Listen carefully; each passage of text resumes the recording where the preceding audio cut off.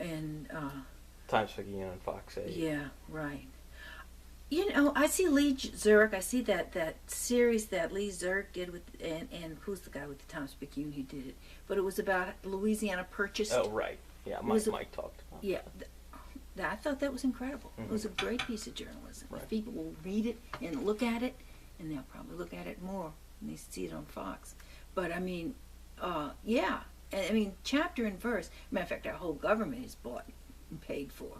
I'm Right. afraid both sides. Right. I hate to admit it, but yeah, that spelled it out, and it certainly said. You talked about Jindal and the nursing homes. Scary stuff.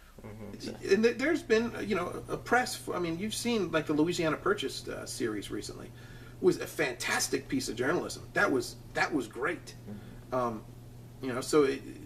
think one of the great fears into this, as the Picayune transitioned into this new, digital/print age, was that there would be a drop off, and there'd be more of a focus on clicks and less of a focus on really doing journalism.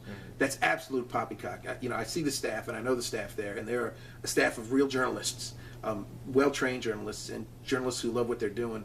And I think the product bears that out. I mean, Louisiana Purchase. I can't say how proud I am of being associated with the paper that put that out.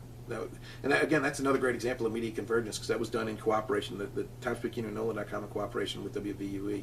And there's an online database about campaign contributions, searchable for the user, and that just totally, having the internet component of it totally enriches the experience for the reader. If the reader wants more, they can go online and dig on them, find things out themselves. And I just think that was a fantastic series. So if anything, maybe the competition has helped the newsroom. I can't speak to it directly, but I can just say that it seems to me the news coverage is going well.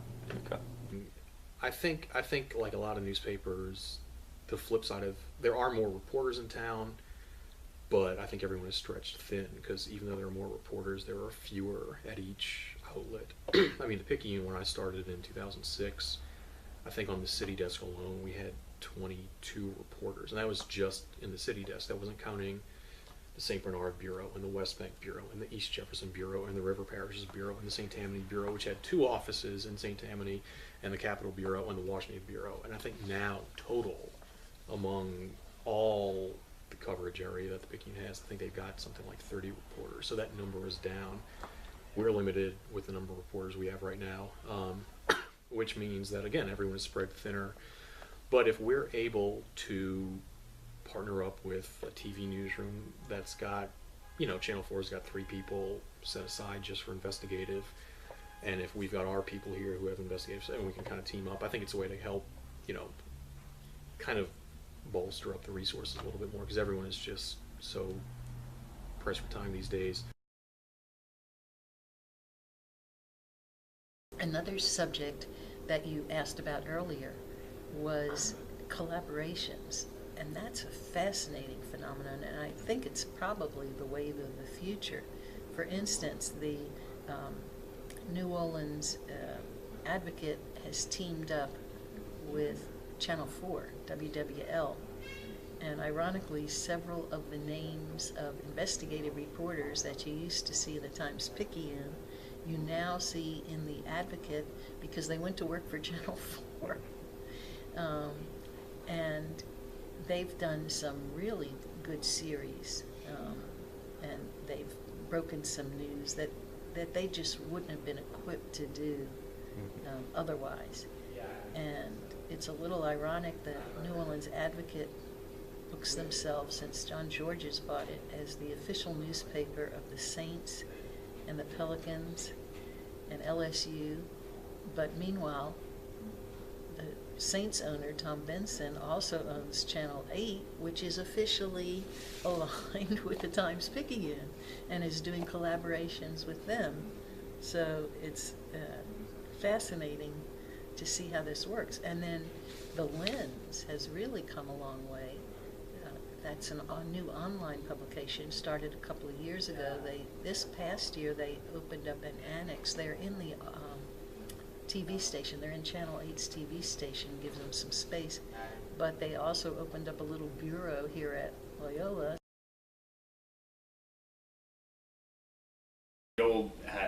the old cliche of TV news versus newspapers. You know, it was the old Air Force and Marines fight. You know, we'll get in there and do all the heavy lifting and the grunt work, and then you fly in and take the glory. I think that we've had that model forever. You know, you do the flying, we'll do the dying, but that's not going to work moving forward. We're going to have to both be carrying the news gathering, both being, you know, print and or written and video. We're both going to be carrying the burden, and I think that it's short-sighted for these news agencies to be jumping in bed with the TV stations, especially since they're very quickly going to become their competitors.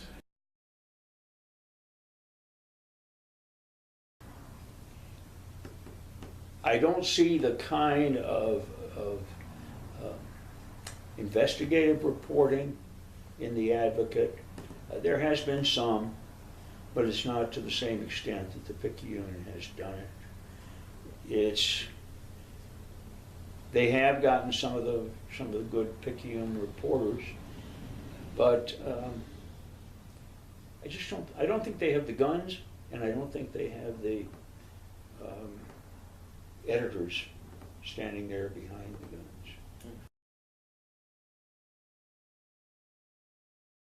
I think what one of the newspaper or the other is going to have to do is differentiate itself and say, hey, we're the paper that if you want to read about X, you need to be reading us.